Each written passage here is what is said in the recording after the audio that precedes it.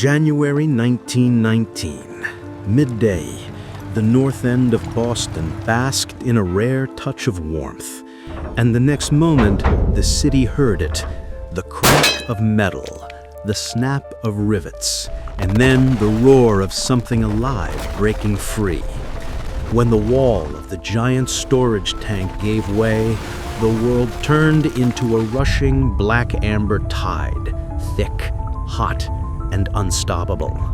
First came a deep rumble, then the impact. 15, 25 feet high, a wall of molasses surged down Commercial Street, devouring everything lighter than its weight. Moving as fast as a car, it tore doors off hinges, crushed trucks, ripped trolleys from their rails, and shattered brick as if it were sugar crust. Those who tried to run were trapped, their legs caught, their breath stuck, their screams muffled in the syrupy silence. In seconds, whole blocks turned into a sticky death trap. 21 people died, 150 were hurt, dozens of horses drowned like flies on flypaper. Death here was slow and strangely sweet. Then came the stillness, thick, heavy, and quiet, broken only by the splash of seawater pumped from the harbor to wash molasses off stone and iron ribs. For weeks, Boston Harbor stayed brown and murky. Streets stuck under the bristles of brooms. Basements reeked of syrup for months. They say the smell soaked so deep into the wood that on hot summer days it still comes back. But the real storm came on paper.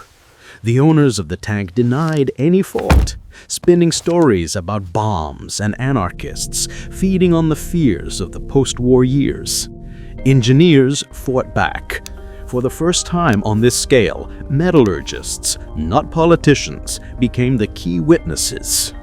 They found thin walls, rushed construction, hidden leaks, and the merciless math of weight, pressure, and temperature. The tank had been filled almost to the brim that day. The court battles dragged on for years, and in the end it wasn't sabotage that stood in judgment, it was design failure. Out of that verdict came new safety codes and a hard-earned caution. But something still slips through. Some swore they'd heard a second blast. Others claimed they'd seen gas clouds.